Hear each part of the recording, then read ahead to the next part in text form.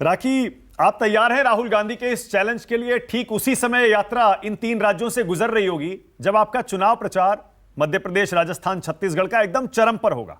राखी, देखिए, मानव कोई यात्रा करे या ना करे, लोकतंत्र में सभी को इस बात की एक परमिशन है कि वो कहीं से भी कहीं की भी यात्रा निकाले। लेकिन भारतीय जनता पार्टी हमेशा अपनी ही लकीर को लंबी करने का प्रयास करती है और उसी में लगातार काम करती है। हम वो लोग हैं जो 24 घंटे जनता की सेवा में रहते हैं। आपने देखा कि चाहे राजस्थान हो, चाहे छत्तीसगढ़ हो, चाहे मध्य प्रदेश हो, हर बार संगठन के पॉइंट ऑफ व्यू से देखें तो कांग्रेस हमारे सामने कहीं नहीं। राजस्थान के 52,000 से ऊपर बूथों पर हमने पन्ना प्रमुख तक, अपने बूथ अध्यक्ष तक बना लिए हैं और लगातार संगठन वहां पर काम कर रहा है। लेकिन मैं तो ये निवेदन करना चाहूंगी राहुल गांधी जी से कि जो पिछली बार भारत जोड़ो यात्रा के माध्यम से आपने कहा कि मोहब्बत की दुकान खोल रहे हैं, लेकिन जिस तरह की मैं कहूं कि भारत विरोधी काम हुए उसको अगर अवॉइड करें। और आपने तो बताया मुझे एक्चुअली आपसे ही जानकारी मिल रही है ये कि भारत जोड़ो यात्रा का नया जो है सेशन स्टार्ट हो रहा है और उसमें संयोजक जो है वो दिग्विजय सिंह जी को बनाया है। दिग्विजय सिंह जी वही है जिन्होंने पुलवामा अटैक के लिए जो हमारे सैनिक हैं उनकी जो एफर्ट्स थे उस पर डाउट क्रिएट किया। ऐसे काम नहीं होने चाहिए, तब भारत जोड़ो नहीं हो सकता किसी भी हालत में। और राजस्थान जब आए हैं मानव जी,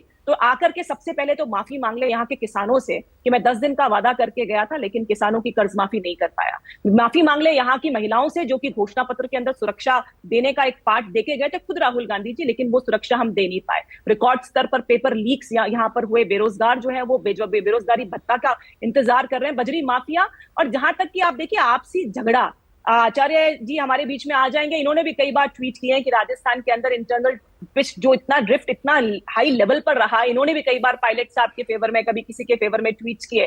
तो इस तरह से जो सरकार लगातार अपनी मुझे कुर्सी पता को था आप बचाने में लगी राजस्थान रही में कांग्रेस के झगड़े का मुद्दा जरूर उठाएंगी, लेकिन आपकी बिल्कुल पार्टी में बड़ा भी देखिए ना, मुद्दा है। और मैं आपकी तो पार्टी संजीव में जी भी की तो बात झगड़ा का है। एक जवाब और देना चाहूंगी मानव हाँ, जी। एक बात मैं संजीव जी की बात का भी जवाब देना चाहूंगी। जिस चिरंजीवी योजना की बात कर रहे हैं, संजीव जी एक वरिष्ठ पत्रकार हैं और वो जानते भी होंगे कि जिस तरह से 25 लाख तक का इन्होंने बीमा योजना दिया है, लेकिन ग्राउंड लेवल पे क्या है। मैं दावे से कह सकती हूँ कि एक भी व्यक्ति को 25 लाख तक का बीमा अब तक नहीं मिला, जबकि अनाउंसमेंट बजट घोषणा विधानसभा सत्र यानी फरवरी में अनाउंस किया था। आइडियली 1 अप्रैल से लागू हो जाना चाहिए था, लेकिन अभी तक किसी को नहीं मिला। अच्छा, मुख्यमंत्री जी तीसरी बार मुख्यमंत्री है, राजस्थान के घोषणा वीर मुख्यमंत्री है, लेकिन धरातल पर क्या होता है ये स्थिति से बिल्कुल उलट है। इसीलिए कोई यात्रा निकाले, कोई प्रॉब्लम नहीं है। मैंने पहले भी लेकिन कहा राखी, हम तो राखी अपने चुनाव में अपने कामों के मुद्दे पर जाएंगे। ऑलराइट जी राखी, आपने कहा ना कि कांग्रेस में झगड़ा है राजस्थान में, मुझे पता था वो मुद्दा उठाएंगे, लेकिन आज ही आपकी नई टीम का ऐलान हुआ है। उसमें वसुंधरा राजे को अभी भी राष्ट्रीय नेशनल लेवल पर एक पद, बड़ा पद दिया गया है। आज फिर से अटकलें लगने लगी कि उनको दिल्ली लाया जाएगा। राजस्थान में आप कोई और नेतृत्व खड़ा करने की तैयारी कर रहे हैं और कोई चेहरा चुन नहीं पा रहे हैं। झगड़ा तो आपके खेमे में भी है। मानव जी, मैं इसके उलट बात करूंगी। मैं तो ये कहूंगी मुझे गर्व है एक ऐसी पार्टी पे जिसमें राजस्थान में बहुत सारे योग्य व्यक्ति खड़े हैं। आज बहुत सारे लोग हमने कार्यकर्ता लोअर लेवल पे तैयार किया। ऐसा नहीं है, अशोक गहलोत जी का तो रिकॉर्ड रहा है जो उनके सामने आया है, चाहे मदेरना हो, चाहे सीपी जोशी हो, चाहे अभी सचिन पायलट हो, सबको रवाना करने का काम किया। ऐसा भारतीय जनता पार्टी में नहीं होता। वहां टैलेंट की वक्त है। लोगों को जिसकी जो उपयोगिता जिस तरह से इस्तेमाल किया जा सकता है वैसा काम चुनाव में पार्टी करती है और वैसा ही काम वरिष्ठ नेता है हमारी। आप देखिए नेशनल लेवल पर तो विपक्ष से पूछते हैं, राष्ट्रीय स्तर पर मोदी के सामने कौन?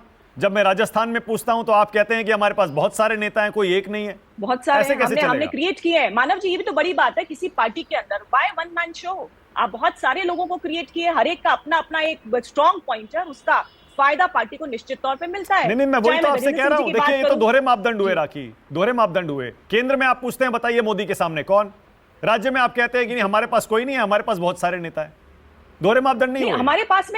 हमारे पास बहुत सारे योग्य नेता हैं जो सभी केपेबल हैं मुख्यमंत्री बनने के। मैं ये नहीं कह रही हूँ कि बहुत सारे नेता हैं, योग्यता भी इंपॉर्टेंट है। नेता तो राहुल गांधी भी हैं, लेकिन बात यह है कि योग्यता की बात हो रही है। तो योग्यता के अगर क्राइटेरिया पे अगर देखते हैं तो हमारे पास बहुत सारे लोग हैं। पार्लियामेंट्री बोर्ड डिसाइड करता है कि कौन हमारा मुख्यमंत्री होगा। हम लोग निश्चित तौर पे इन चुनावों में हमारे जो सेंट्रल गवर्नमेंट की स्कीम्स के बूते पर, हमारे देखिए छत्तीसगढ़ में भी रमन सिंह को आपने राष्ट्रीय स्तर पर नई जिम्मेदारी, वही जिम्मेदारी दी है। आज देखिए मध्य प्रदेश, राजस्थान, छत्तीसगढ़ की चर्चा हो रही है ना, तो वसुंधरा राजे को आपने नेशनल लेवल पर बना के रखा है, रमन सिंह को बना के रखा है। छत्तीसगढ़ में भी आपके पास कोई चेहरा नहीं है। अब इन 3 राज्यों की चर्चा होगी तो पूछा जाएगा बताइए भूपेश बघेल के सामने कौन?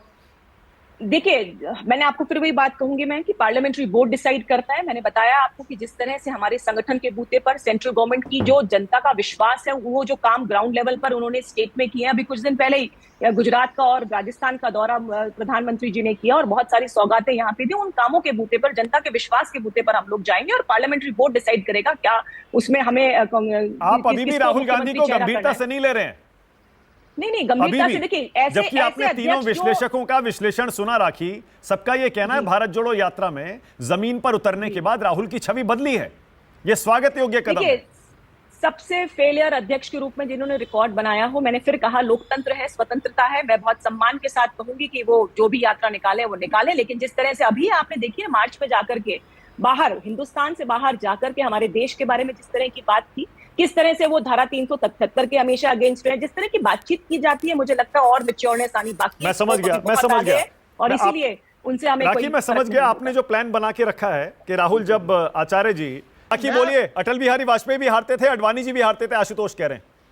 उसका जवाब आपने मानव दे दिया और आपने समझ लिया था मैं क्या बात कर रही हूँ। उस एरा की और इस एरा की बात हम कंपैरिजन नहीं कर सकते। हम उस यूपीए गवर्नमेंट की बात कर रहे हैं, यूपीए के साथ कांग्रेस पार्टी की बात कर रहे हैं जिसने 10 साल राज किया और पूर्ण बहुमत के साथ राज किया। लेकिन यात्राओं की बात जो कहते हैं, और हमने देखो ऐसे शब्दों का प्रयोग, आशुतोष जी मैं माफी चाहूंगी लेकिन मैं नहीं करती हूँ कि उखाड़ के फेंक दें, गला काट दें, मैंने ऐसा कुछ नहीं बोला है। मैं सिर्फ ये कह रही हूँ यात्रा करना हर एक का काम है, लेकिन ऐसी यात्राएं आप इन यात्राओं को महात्मा गांधी की यात्राओं से कैसे कंपैरिजन कर सकते हैं, जहां पर उन्होंने कहा हो कि जो हमारा देश है वो एक कंफ्यूज नेशन है। उन्होंने जॉर्ज पुनैया से मुलाकात की लेकिन फादर जोसेफ से मिलने का समय नहीं मिला। उन्होंने दिग्विजय सिंह जी के साथ काम किया जिन्होंने सर्जिकल स्ट्राइक पे डाउट क्रिएट किया। उन्होंने टुकड़े टुकड़े गैंग के विशेषण वाले नौजवान कन्हैया कुमार के साथ काम किया। तो इस तरह के जब काम करते हैं, उदय कुमार तमिलनाडु में जिस तरह से तमिल प्रदेश की बात करते, तो इस तरह की बातें उन यात्राओं में नहीं हो सकती थी। इसीलिए दोनों यात्राएं, ये यात्राएं कंपैरेबल नहीं है मानव। Okay, all right.